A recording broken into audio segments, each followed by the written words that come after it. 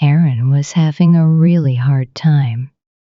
She didn't have any money, no job, no husband, and she had 3 little kids to take care of.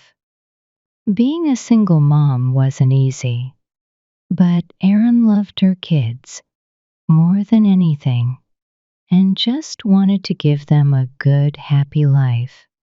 Every day, she'd check the local papers and make calls about job openings. But no matter how hard she tried, nothing worked out. After a while, she realized she needed to try something different. So Erin went to see her lawyer, Ed Masry. "I'm smart, I work hard, and I'm ready to do any job you've got," she told him. "Please, just give me a chance." It wasn't the usual way to find a job, but Erin wasn't about to give up. She wanted to do what was right for herself and for her kids. Erin wasn't like the other people in the office. She didn't always use polite words. She didn't wear fancy dark suits, and she wasn't afraid to speak her mind. She worked hard, spending her days organizing papers into piles and boxes. But for someone as sharp as Erin, this kind of work got boring fast. To keep herself entertained, she started reading some of the letters and documents she was sorting. Erin was careful and wanted to do her best. One day, she noticed something strange. Health records were mixed in with house documents in one of the boxes. "Why are these together?" she wondered. Did someone make a mistake? Curious, she started going through the papers one by one. It looked like a big energy company, Pacific Gas and Electric, PG&E, was trying to buy a bunch of houses in a town called Hinckley, near one of their power stations. But why? And why were health records mixed in with the house papers? Something didn't add up. That night, Erin couldn't stop thinking about it. She felt uneasy. Was PG&E hiding something? Were the people in Hinckley okay? Erin already had plenty of her own problems to deal with, and she didn't really have time to worry about strangers. But deep down, she knew something wasn't right. Could she figure out what was going on? She needed to know more. The next day, Erin talked to her boss, Ed, about what she found. With his support, she started digging deeper into the papers. The more Erin uncovered, the stranger things got. She realized there was a serious issue here. She wanted to be with her kids more and watch them grow up. But she couldn't ignore what was happening in Hinckley. People, they were really sick, and it seemed like she was the only one who knew why. Erin decided to do something about it, even if it meant taking on the mystery by herself. She began visiting the people of Hinckley, asking them questions about PG&E, their homes, and their health. Erin wanted to get to the bottom of the story and find out the truth. Erin wasn't a lawyer. She wasn't rich, famous, or powerful, but she had a way of connecting with people. The folks in Hinckley liked her because she was friendly and easy to talk to. They told her good things about PG&E. The company kept their water safe, paid for their medical tests, and gave people good jobs. But Erin had a feeling something wasn't right. Erin wasn't the type to give up. She needed answers, and she wasn't afraid to go after them, Even though she was working alone, that didn't slow her down. She started calling and visiting scientists, doctors, and lawyers, anyone who might help. Every day, she pushed forward, and finally, she found what she was looking for. PG&E was poisoning the water near Hinckley.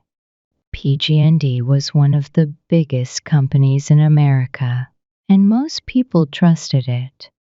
The company claimed the water was safe, but Erin discovered they were lying. They were dumping dangerous chemicals into the water. Erin knew she had to fight for the people in Hinckley, no matter what. Erin went back to Hinckley to learn more. The people there had gotten to know her by now, and they trusted her. They opened up about their health problems, and the stories were heartbreaking. Hundreds of people were suffering from serious illnesses, and some were dying. As Erin listened, her frustration grew. PG&E knew they were making people sick, but instead of fixing the problem, they let the polluted water flow into the rivers and drinking water. Cleaning up the mess would cost too much, so the company tried to cover it up by buying the houses and silencing the homeowners. They cared more about saving money than saving lives. At the same time, Erin's boss, Ed Masry, was struggling too. Lawyers like him only get paid if they win their cases, and going up against a massive company like PG&E seemed impossible. Ed was worried, but he believed in Erin. Her determination and hard work inspired him to keep going, even when things looked hopeless. Erin and Ed worked on the case for over 5 years. It wasn't easy. Erin spent countless hours talking to people in Hinckley, piecing together the truth. As she gathered more stories and evidence, her name became well known in the town, but she had to be careful. She didn't want PG&E to find out what she was doing. Balancing her work and her family was exhausting. Erin was physically and mentally drained, but she knew she couldn't slow down. This was her chance to make a difference, and timing was everything. Finally, Erin and Ed were ready to take action. They sent 634 lawsuit notices from their little office to PG&E's massive, expensive headquarters. It was a bold move, but also a risky one. PG&E was a powerful enemy. Would Erin and Ed's small law office survive the fight, or had they taken on more than they could handle? When PG&E got the lawsuit notices, their lawyers immediately knew they were in big trouble. The people in Hinckley were demanding a huge amount of money from the company. To deal with this, PG&E brought in more lawyers, and Erin and Ed had to team up with other legal experts, too. The case was just too massive for the two of them to handle alone. But Erin didn't back down. She kept working hard because the people of Hinckley weren't just clients to her. They were friends. She cared deeply about them and knew their stories better than anyone else. After months of nonstop effort, the case finally made it to court. The tiny courtroom was packed with powerful lawyers in fancy suits. PG&E's top executives sat stiffly, trying to hide how nervous they were. Erin felt a mix of nerves and excitement as she thought about her long journey and the people she was fighting for. When the judge finally announced the decision, she held her breath and listened carefully.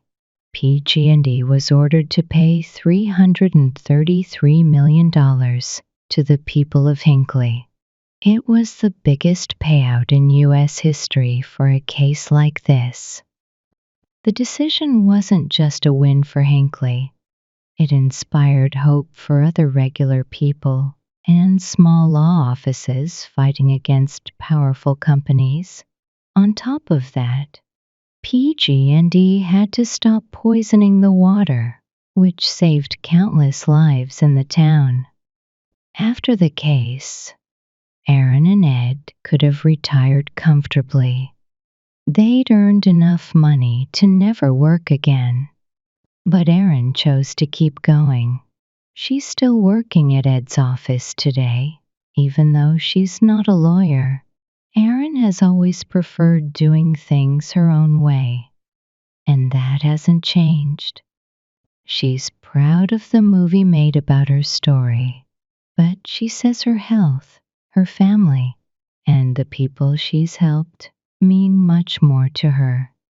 These days, Erin continues to stand up for ordinary people who are fighting against big, powerful companies.